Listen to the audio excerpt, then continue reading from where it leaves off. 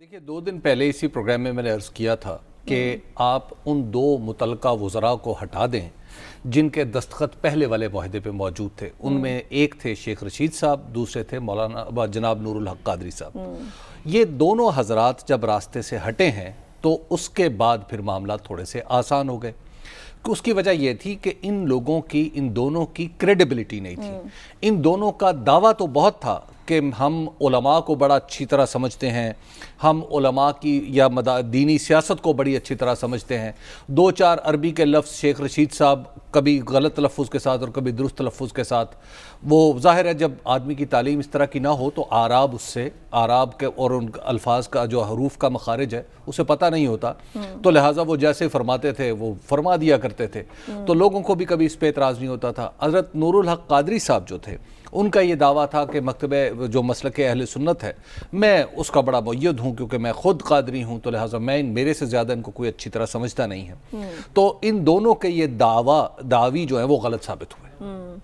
तो लिहाजा जैसे ही इन्हें हटाया गया सूरत हाल एकदम उसमें कुछ बेहतरी पैदा होना शुरू हो गई। तो कहते थे कि मैं मुज़ाकरात पसंद हूँ, चाहता हूँ मुज़ाकरात से मसला हल हो, तो फिर देखिए बात यह है कि अगर वो मुज़ाकरात करवा सकते थे या मुज़ाकरात की अहलियत रखते थे तो पहले वाला मुआहदा जो है वो उस हुकूमत के वजीर हैं, आज भी वजीर हैं, दोनों वजीर कह रहे हैं जी हमने वजीर आज़म की मर्जी से किया था, ये किया था। भाई दस्तखत उनके, अगर आपने वजीर आज़म की मर्जी से किया तो फिर इस पर अमल दरामद करवाते। जब आप अगले फरीक के इत्मीनान के मुताबिक अमल दरामद ही नहीं करा सके तो अब आपका मजीद मुज़ाकरात का कोई जवाज़ नहीं है। तो लिहाजा उनको निकालना एक बहुत अच्छा फैसला हुआ। उसके बाद जब शाह महमूद कुरैशी साहब तशरीफ़ लाए, तेहरान गए हुए थे, तो वापस आए तो इनसे भी फिर लोगों ने राब्ते किए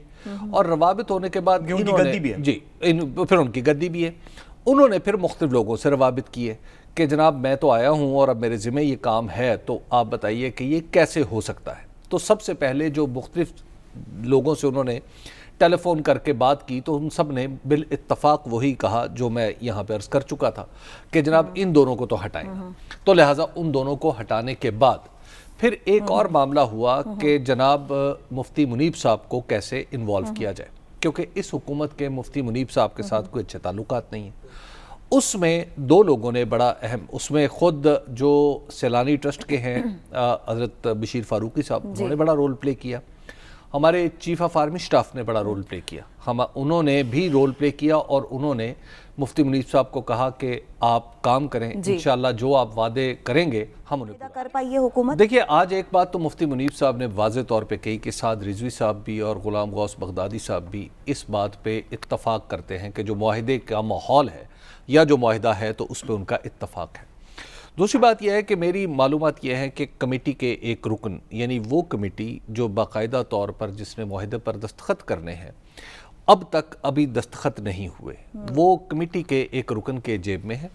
और वो रुकन इस्लामाबाद से रवाना हुए हैं वज़ीराबाद के लिए। वहाँ पे जाके वहाँ पे जो शूरा के लोग हैं उनके सामने भी ये मुआहदा रखा जाएगा, क्योंकि टीएलपी कलदम टीएलपी सिर्फ साद रिजवी का नाम नहीं है,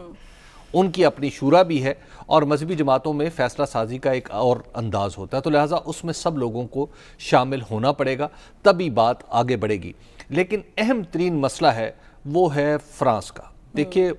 उस मसले से टीएलपी कलदम से सिर्फ दरख्वास्त की जा सकती है कि अब ये से दस्तबरदारी आप इख्तियार करें। देखिए बात ये है, आसान है ये है उनके लिए इस दरख्वास्त नहीं, ये देखिए ये किसी के लिए भी आसान नहीं। देखिए ये है हिकमत का मामला, ये ईमानी मामला और इत्क़ादी मामला नहीं है। हिकमत का मामला इस तरह है कि फ़र्ज़ किया आप इस करारदाद को असम्बली में ले जाएं और जो इसके खिलाफ वोट डाले उसके लिए हमारी सोसाइटी में जिंदा रहना मुश्किल हो जाएगा, और जो इसके हक में वोट डाले वो पाकिस्तान को एक नई मुसीबत में फंसा देगा। तो पाकिस्तान भी रियासत मदीना का परतौ ही समझा जाए इस मामले में। ऐसा ना हो, बाज़ लोगों को मैंने देखा है टीएलपी कलदम के जो लोग हैं वो जोशो जज्बे में पाकिस्तान के ऊपर, पाकिस्तान के बारे में भी कुछ और बातें कह देते हैं। इससे गुरेज किया जाना चाहिए। صاحب آپ کی جانب آؤں گی. حامد سعید کاظمی صاحب بھی جو بات کر رہے تھے کہ دیکھنا یہ ہے کہ معاہدہ جو ہے وہ قدم ٹی ایل پی کے لیے بھی قابل قبول ہے یا نہیں, اگر ہے تو پھر پتہ چل جائے گا, وہ لوگ ڈسپرس ہونا شروع ہو جائیں گے. یہ بتائیے گا اس کو جو خفیہ رکھا گیا ہے, خفیہ رکھنے کا امپیکٹ کیا ہو سکتا ہے؟ بہتر تھا خفیہ ہی رکھا جانا چاہیے, لیکن کچھ ذرائع سے تو خبریں لیک بھی ہونا شروع ہو گئی ہیں کہ معاہدے میں کیا کچھ طے پایا. دیکھیے 2-3 باتیں. سب سے پہلے تو حکومت نے اب ایک فارملی منسٹرز نے بیٹھ کے ان کے ساتھ معاہدہ کر لیا, تو میرا خیال ہے کہ ہمیں کل عدم والی بات تو تقریباً ختم کر دینی چاہیے, کیونکہ قانونی طور پہ تو وہ ویسے ہی پولیٹیکل پارٹی کل عدم نہیں تھی. کل عدم کرنے, کسی بھی پولیٹیکل پارٹی کو کل عدم کرنے کے لیے ان کے خلاف ایک الیکشن کمیشن میں ریفرنس فائل ہوتا ہے جو کہ فیڈرل گورنمنٹ سے اپروو ہوتا ہے, پھر سپریم کورٹ میں میٹر جاتا ہے. تو قانونی طور پہ تو وہ پہلے ہی کل عدم نہیں تھی, اور اب جب کہ حکومت نے ان کے ساتھ مذاکرات کر کے اسٹیٹ لیول کے اوپر ایک دستخط سائن کر دیے ہیں, تو میرا خیال ہے کہ کل عدم والی بات تو ہو گئی ختم. میں حبیب صاحب کو پہلے کمپلیمنٹ کرنا چاہتا ہوں کہ اس معاہدے سے 2 دن پہلے جمعے والے دن حبیب اکرم صاحب نے اسی پروگرام میں کہا تھا کہ مفتی منیب صاحب کو آپ شامل کریں گے اور ان لوگوں کو شامل کریں گے تو آگے بات زیادہ بہتر سنی جائے گی, اور آج انہی لوگوں کے تھرو یہ بات ہوئی. یہ بڑی اچھی بات ہے. پہلے دن سے جہاں پہ میرا حبیب صاحب سے تھوڑا سا اختلاف تھا, فواد چودھری صاحب سے, حکومت سے بھی تھوڑا سا اختلاف تھا, وہ یہ تھا کہ اس کے اندر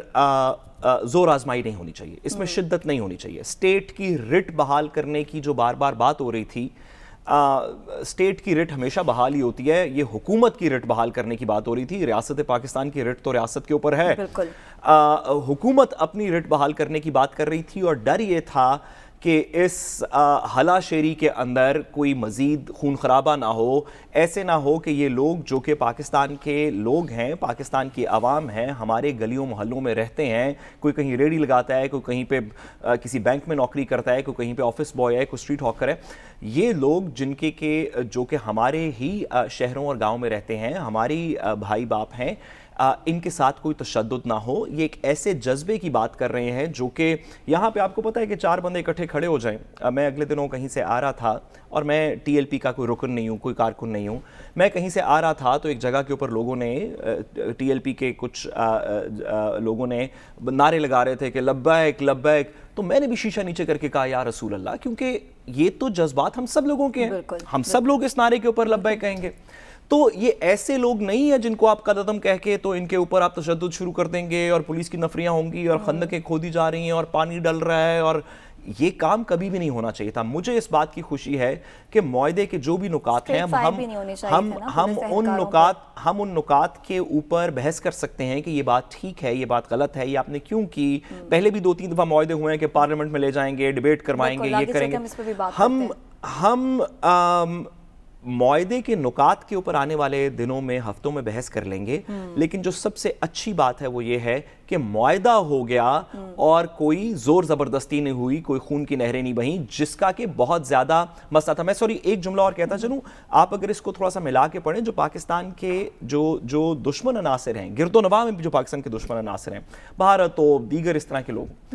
ان کا ہمیشہ سے 2 آئیڈیاز جو ہے نا وہ ٹاپ آف دا لائن رہے ہیں. ایک یہ کہ پاکستان میں کسی طریقے شیعہ سنی فساد ہو جائے, کیونکہ اگر پاکستان میں شیعہ سنی فساد ہو جائے گا تو وہ گلی گلی, محلے محلے, ہر شہر میں ہوگا. دوسرا یہ کہ کسی طریقے سے جو سنی بریلوی مقصد ہے, مسلک ہے, اس کی دوسروں سے لڑائی ہو جائے, کیونکہ وہ پاکستان کے اندر بہت بڑے تعداد میں موجود ہیں. یہ لڑائی جب بھی پاکستان کی فالٹ لائنز کے اندر کسی نے ہوا دی ہے, پاکستان کی ریاست نے, پاکستان کے علماء نے, پاکستان کی سیاسی پارٹیز نے, وہ جو بھی پولیٹیکل پارٹیز, نواز شریف صاحب نے بھی معاہدہ کیا تھا,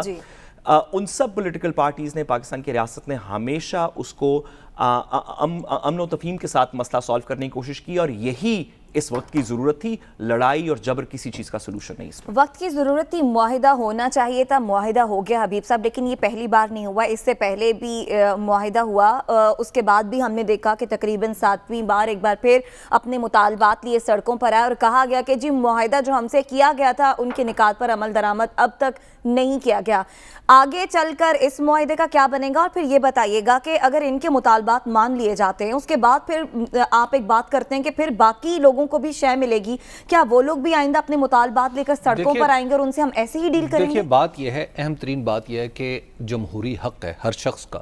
کہ وہ سڑک پر آئے اور حکومت کے سامنے احتجاج کرے اور اپنی بات جو ہے وہ حکومت تک پہنچانے کی کوشش کرے، اور حکومتوں کو بھی چاہیے کہ وہ بھی اوپر جا کے بہرے نہ ہو جایا کریں، وہ اخبارات میں ٹی وی میں چھپنے والے احتجاج، چھوٹے سے چھوٹے احتجاج کو وہ دیکھیں۔ حالت ہماری اسٹیٹ کے بہرے پن کی یہ ہے کہ، اور اس کی بے عملی کی یہ ہے، ہماری انتظامی بدعمالیاں ہمیں یہاں تک لے آئی ہیں، بلکہ سیاسی بدعمالیاں ہمیں یہاں تک لے آئی ہیں کہ اگر 4 لوگ آپ کے لاہور کی مرکزی سڑک کے اوپر کھڑے ہو جائیں اور کوئی مطالبہ کرنے لگیں تو انہیں کوئی ہٹانے والا موجود نہیں ہے، گویا آپ کے انتظام کو نہ ان کی کوئی سننے والا ہے، نہ کوئی ہٹانے آپ درخواستیں دیتے رہیں، مر جائیں گے، لیکن یہ نظام آپ کو اس کا رسپونڈ نہیں کرے۔